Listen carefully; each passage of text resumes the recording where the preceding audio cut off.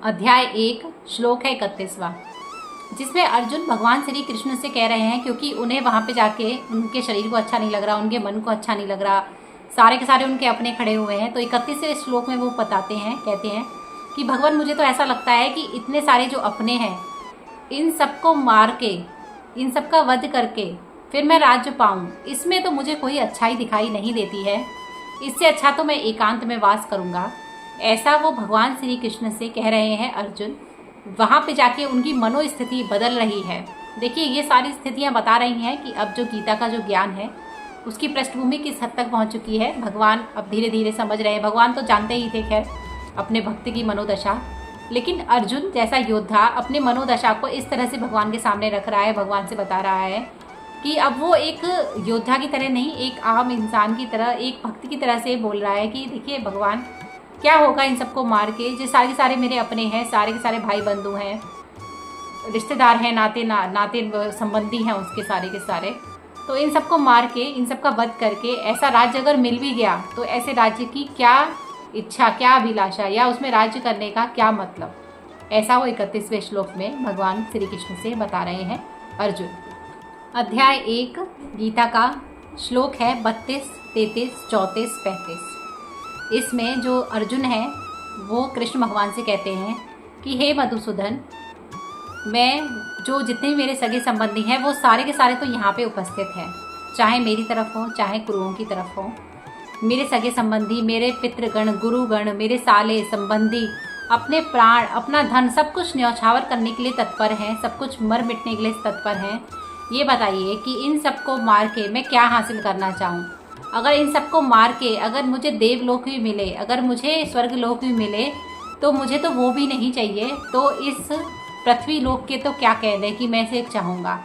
आप समझिए कि अर्जुन की स्थिति क्या होगी कि इस वक्त युद्ध भूमि में खड़े होकर मन की दशा वो भगवान श्री कृष्ण से इस तरह की विनती कर रहे हैं कि इन सबको मारने से तो अच्छा है कि वो युद्ध ही ना करे। मतलब वो युद्ध के लिए अब सजग नहीं है, क्योंकि इतने सारे अपनों को देखकर, यह जान के कि भाई इन सब की मृत्यु होना तो निश्चित है अर्जुन की वजह से या युद्ध की वजह से।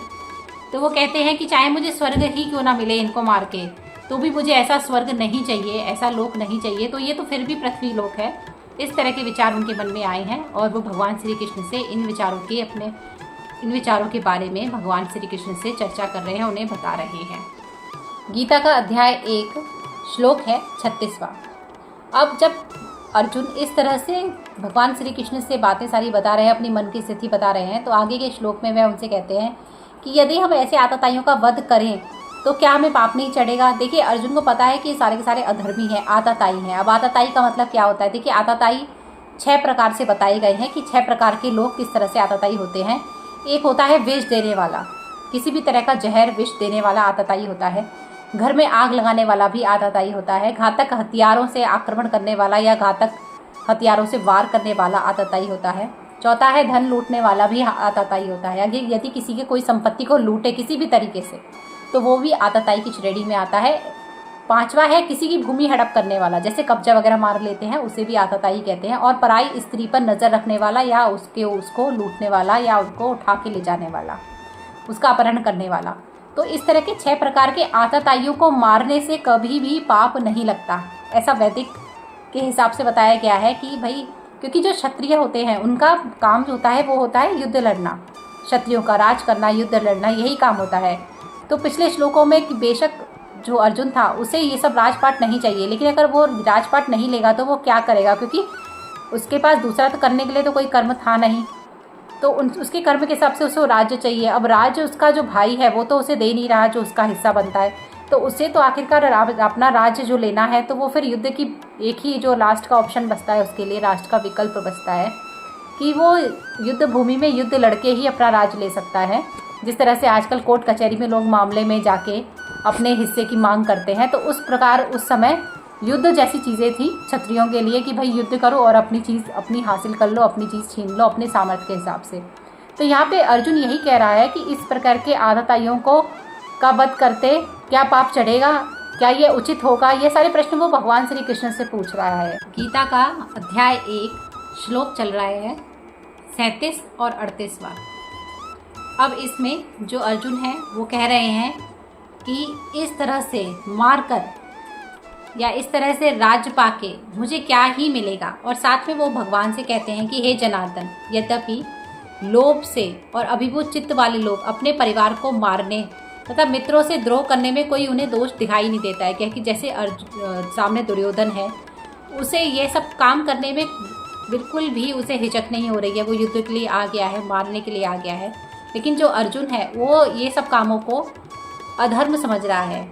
अब उसके अंदर जो युद्ध करने की जो लालसा है वो ख़त्म हो रही है। उसे ऐसा लग रहा है जैसे कि उसने इस युद्ध वाले प्रस्ताव को स्वीकार ही क्यों किया। अपितु अर्जुन जो है वो एक क्षत्रिय है। क्षत्रियों का हमेशा यह मानना रहा है कि अगर उन्हें युद्ध के लिए कभी भी ललकारा जाए या युद्ध के लिए बोला जाए तो वो हमेशा युद्ध के लिए तत्पर रहते हैं, चाहे वो जुआ खेलने जैसी स्थिति हो। 37 और आगे के 38वें श्लोक में कि इस तरह से तो वो इस सारी चीज़ों को अपराध के रूप में देखते हैं। इस तरह से तो वो जो पाप कर्म है उसमें प्रवृत्त हो जाएंगे।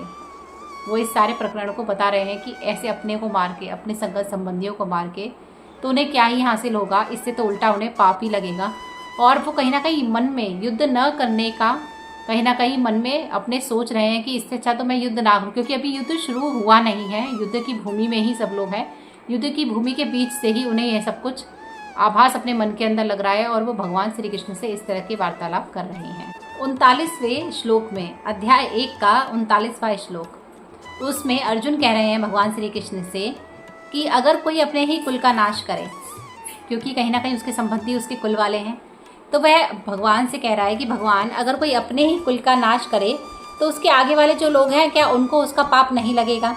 इस तरह से तो कुल परंपरा जो होती है वो तो नष्ट हो जाती है और जो शेष कुल के लोग जो बच जाते हैं उनको अधर्मी होने का पाप लगता है। देखिए अर्जुन सब तरफ से सोच रहा है, उसके मन के अंदर जिस तरह की स्थितियाँ उत्पन्न हो रही हैं कि अपने ही कुल के लोगों को मार के, जो अपने वंश के लोग जो बच जाते हैं उनको मार के क्या उनके ऊपर कुल नाश करने का इस तरह का पाप उनको नहीं लगेगा। ये पाप तो सबसे बड़ा पाप होता है, ऐसा उसके अंदर विचार आया और उसने भगवान से इस तरह की चर्चा की। तो आज के श्लोक में इतना ही। आगे के श्लोकों की चर्चा हम आगे के वीडियो में करेंगे। अगर आपको मेरी वीडियो थोड़ी भी अच्छी लगती है तो मेरी वीडियो को लाइक ज़रूर करें, चैनल को सब्सक्राइब करें। तो आज की वीडियो में इतना ही।